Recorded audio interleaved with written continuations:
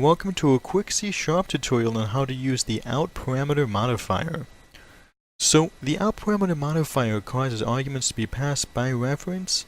Parameters modified without must have a value assigned within the scope of their method. It's a useful tool because it allows multiple returns from a single function. However, you must specify out in both the method parameter and when using the method. Now, I'm going to go ahead and write a quick example of actually using the out parameter modifier and explain a little bit more about how it functions when I'm doing that. So first things first, let's create a function, because you can't modify parameters if you don't have any parameters to modify. In this case, I'm just going to do a void function, and let's call it add rolled.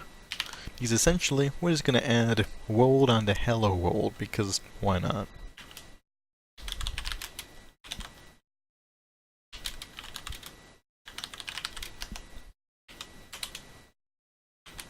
Okay, now first things first, you might notice something strange. In this parameter, we've modified it and actually added the out keyword.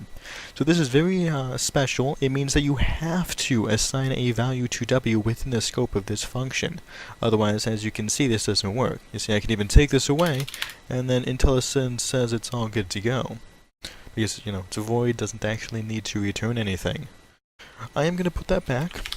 And you can follow along too if you'd like. The code will be in the description for the video, but if you want to follow along, go right ahead. So in any case, I have static void add rolled, and it just gives us a string called he to play with and a string called w modify without. Now, let's have he just equal hello, and let's have w equal rolled. So let's actually specify that right here. I guess we're going to do space roll because we need to have a space. And if you don't know what plus equals means, it basically just means that w equals w plus he. It's just a quicker, more easy way to do it, so.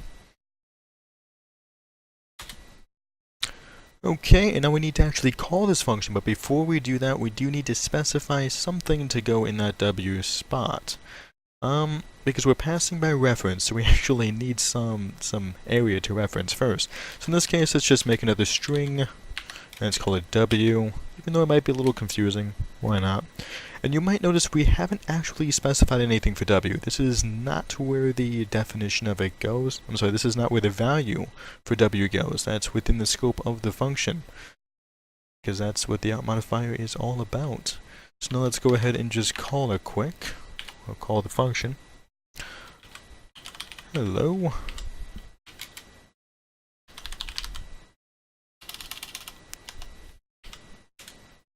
Uh-oh. What's going on there? There we go. In any case, you may notice that IntelliSense is giving me an error, and in fact, it actually won't even let me run this, and that's because we haven't specified the out modifier. And the nice thing is IntelliSense will give you a hand and say, hey, you gotta specify out.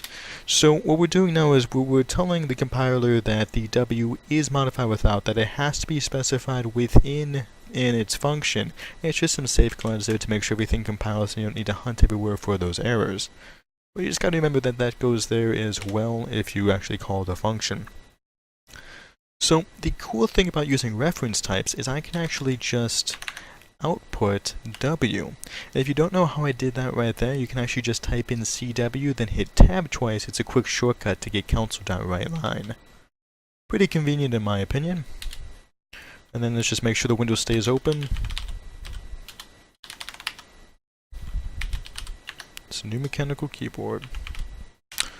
Okay. So at this point, this value w is actually going to be modified internally because we're modifying the actual memory spot that it is, or that's located in the RAM.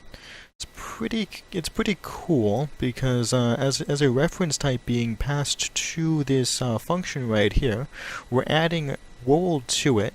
It would be a little different if we were doing this by value, because then we would have to add a return type and it would duplicate it internally. It probably does still do some duplication because we aren't using the string builder class, but in any case, Just what it boils down to is we use the out parameter modifier to assign world to it inside of the function, and then it should just output hello world, even with a nice space in there.